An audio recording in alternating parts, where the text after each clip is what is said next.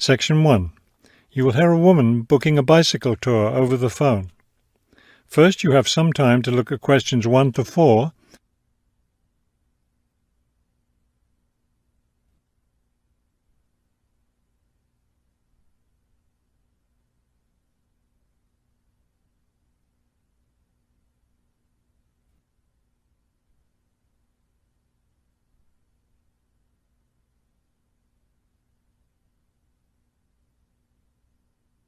You will see that there is an example that has been done for you.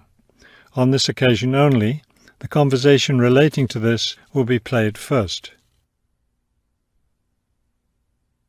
Global bicycle tours. May I help you? Yes, thank you. I'd like to sign up for a bicycle tour. The man answers the phone. Global bicycle tours. So the word global has been written at the top of the form. Now we shall begin. You should answer the questions as you listen, because you will not hear the recording a second time. Listen carefully and answer questions 1 to 4.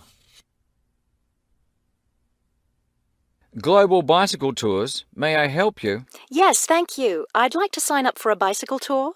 Which tour were you interested in? We have the River Valley tour coming up in June and the mountain tour in July. The River Valley tour is in June. I thought it was in May. It actually takes place the first week of June. Oh, I see. Well, I can still do that. The River Valley tour is the one I want. Splendid. Just let me take your information. May I have your name, please? Carla Schmidt. That's Carla with a K, not a C. Karla. Thank you, Miss Schmidt. Address? Do you need a street address, or can I give you my post office box? A post office box is fine. It's P.O. Box 257, Manchester. Thank you. OK, next. Will you be bringing your own bicycle, or do you want to rent one from us? I'll bring my own. Excellent. Now, we provide all the meals, so we need to know if you have any dietary restrictions. I don't think so. What do you mean? I mean, if there's any food you can't eat. Some people have food allergies or are vegetarian or have to avoid dairy products, things like that. Oh, I see. Well, yes, I'm a vegetarian. I never eat meat.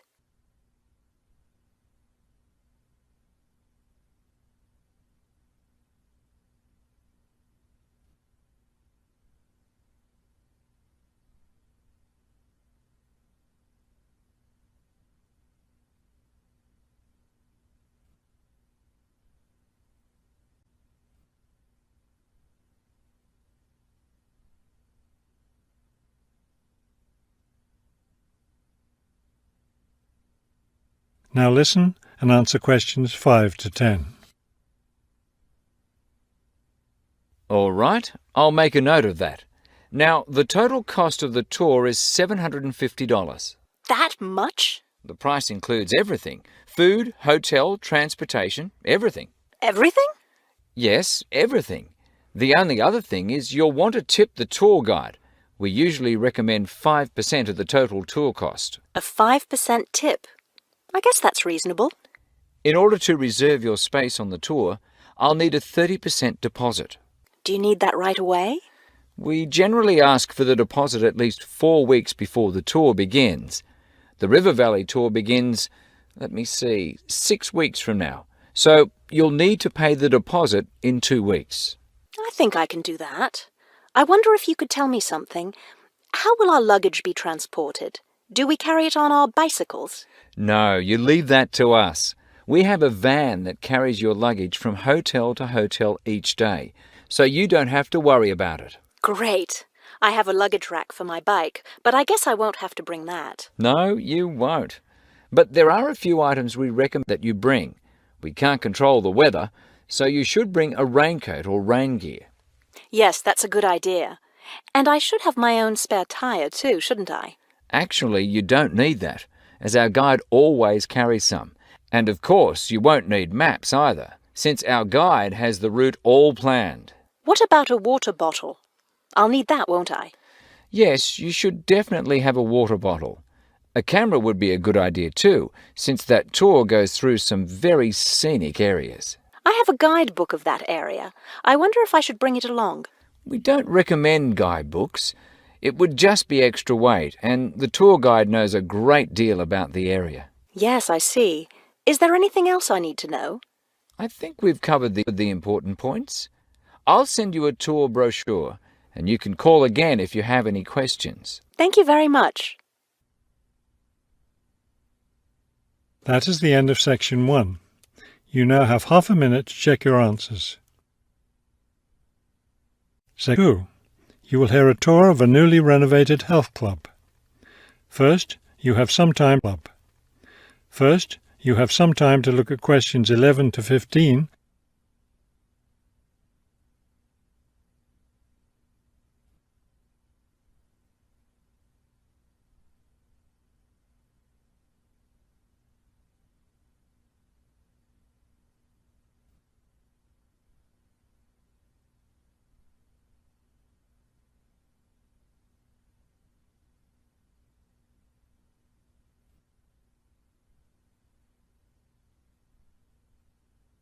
As you listen to the first part of the talk, answer questions 11 to 15.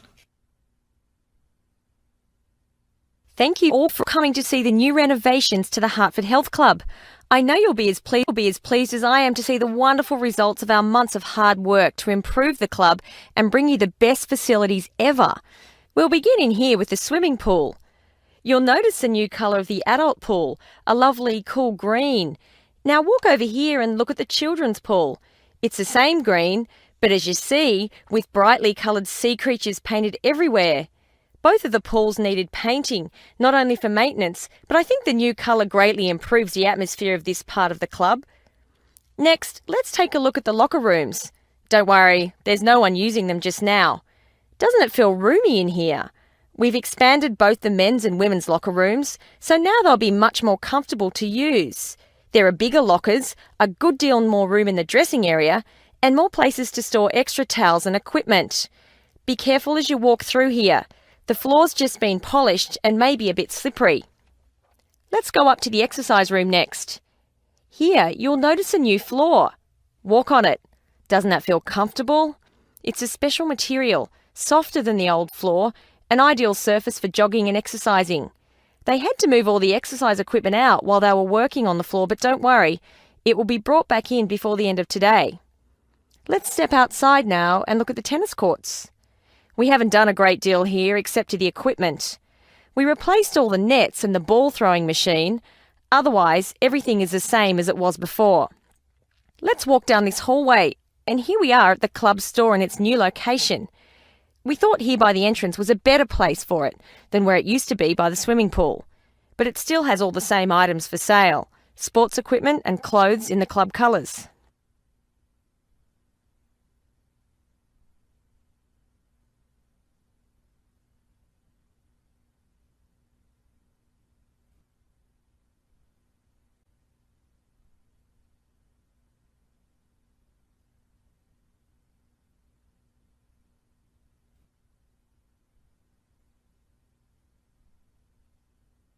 Now listen and answer questions 16 to 20. We're excited about the upcoming activities and events to take place in our newly renovated club.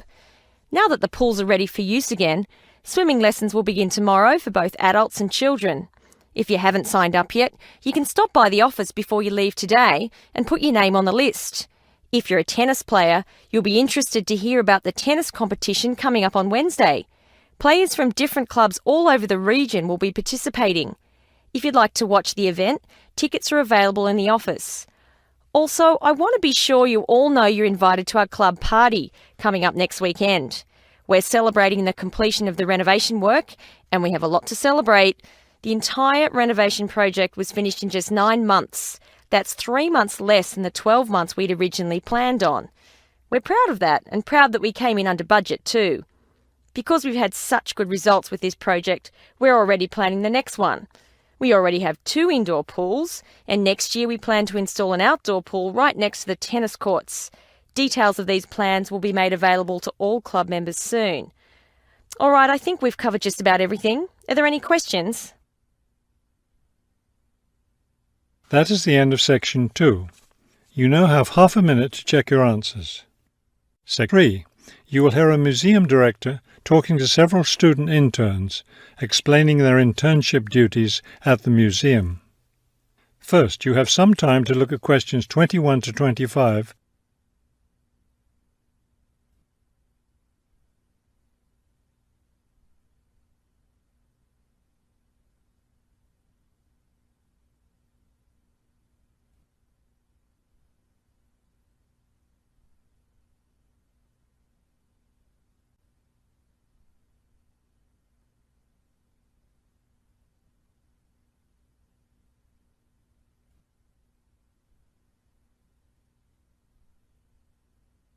As you listen to the first part of the conversation, answer questions 21 to 25. Welcome to the City Museum of Art. I'm Dr. Shirley Johnson, the director of the museum's internship program. Today, I'll be giving you an orientation to the museum and our museum administrator's internship program. Will we get a chance to tour the museum today? Yes, we'll start right now with a tour of the building. We'll skip the basement. Most of that part of the building is devoted to art conservation, which won't be part of your internship. Let's begin here on the ground floor with the museum offices. I guess this is where we'll be spending most of our time, helping with the office work. You'll spend some time working in here so you can learn what the administrative duties involve. But you'll also get a chance to experience all aspects of museum work. This room in here is the Museum Tours office. I'm interested in that. I'd really like to help out with the tours. That's great, because you'll all have a chance to lead some tours and maybe even to develop a tour of your own, too. Let's go up to the second floor now. This is the boardroom in here, isn't it? Will we get to go to board meetings?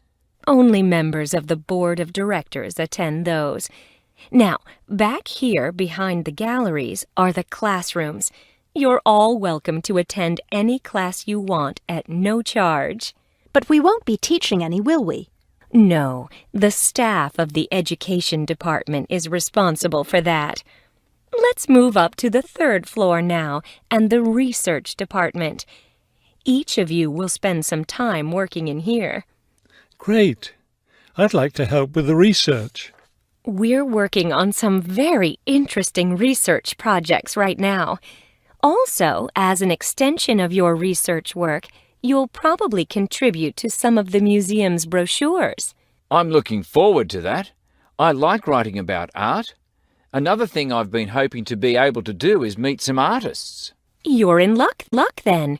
We've planned a reception for the first day of your internship, and you'll have the chance to meet several local artists then.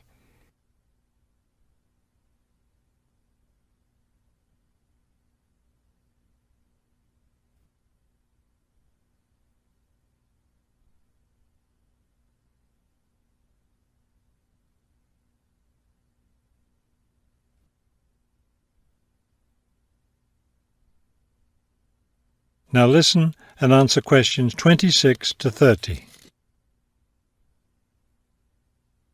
Could you give us a little background of the museum?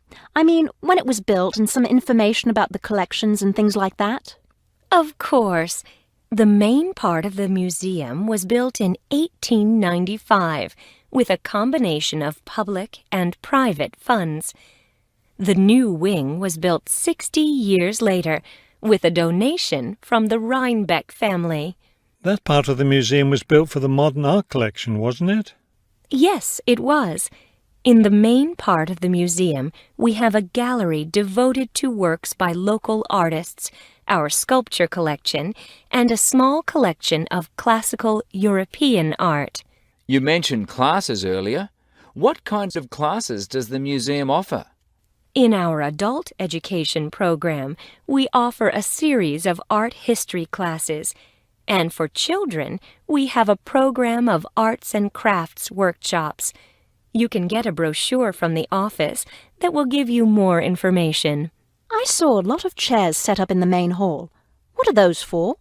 Those are there for tonight's musical performance. We offer a weekly concert series during the fall and winter, and of course, all of you are welcome to attend. Now, if there are no more questions, let's step into my office and I'll show you your schedules. That is the end of section 3. You now have half a minute to check your answers. Section 4. You will hear a lecture about the history of the tomato. First, you have some time to look at questions 31 to 35.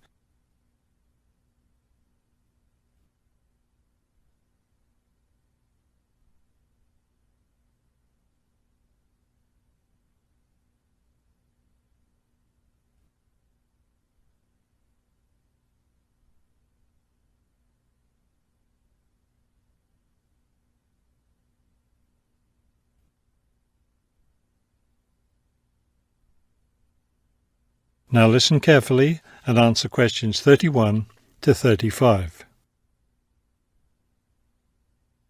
The tomato is a popular vegetable, which figures in the cuisine of many countries around the world. It is particularly prominent in Italian cooking, but it was unknown in Europe until Spanish explorers brought it back from the Americas. The tomato originated in the highlands of Peru. From there, it eventually found its way to Mexico, where it was cultivated by the Aztecs. The Aztec tomato wasn't the large red vegetable we know today. Rather, it was small and yellow. When this small round fruit arrived in Italy, it was named golden apple for its bright yellow color. You'll notice You'll notice I just called it a fruit. That's because a tomato is botanically a fruit, even though most everyone calls it a vegetable. The actual word tomato comes from the Aztec name for the vegetable, meaning plump thing. The tomato arrived in Europe in the 1500s and quickly became a popular food in Spain and Italy. In the late 1600s, the Italians began publishing recipes that used tomatoes. The British, however, had a different attitude toward the vegetable. It was grown as an ornamental plant in Britain in the 1600s, but it wasn't eaten because it was thought to be poisonous. It wasn't until the 1700s that tomatoes became part of the daily diet in Britain.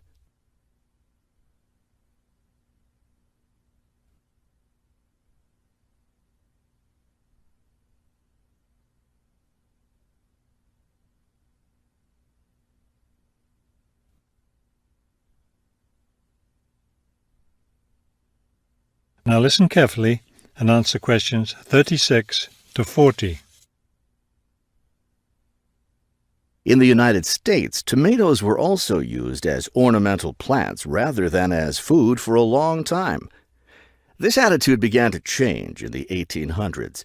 In 1806, a gardener's calendar mentioned that tomatoes could be used to improve the flavor of soups and other foods. Thomas Jefferson did much to enhance the tomato's reputation as a food. He first served tomatoes to visitors at his home in Virginia in 1809. Then in 1820, a man named Robert Gibbon Johnson decided it was time to discard once and for all the idea that tomatoes were poisonous. To prove his point, he ate 1 kilo of ripe red tomatoes in public. 2,000 people gathered to watch this feat. It took place on the steps of the courthouse in Salem, Massachusetts. Amazingly enough, Johnson survived this stunt. The popularity of the tomato as a food began growing rapidly. Soon people all around the country were eating tomatoes. By the 1830s, American newspapers and magazines were publishing thousands of tomato recipes. However, all those recipes involved using tomatoes in some cooked form. Tomato salads and sandwiches were still unknown. It wasn't until a century later, in the 1930s, that it became popular for people to eat raw tomatoes. That is the end of section 4. You now have half a minute to check your answers.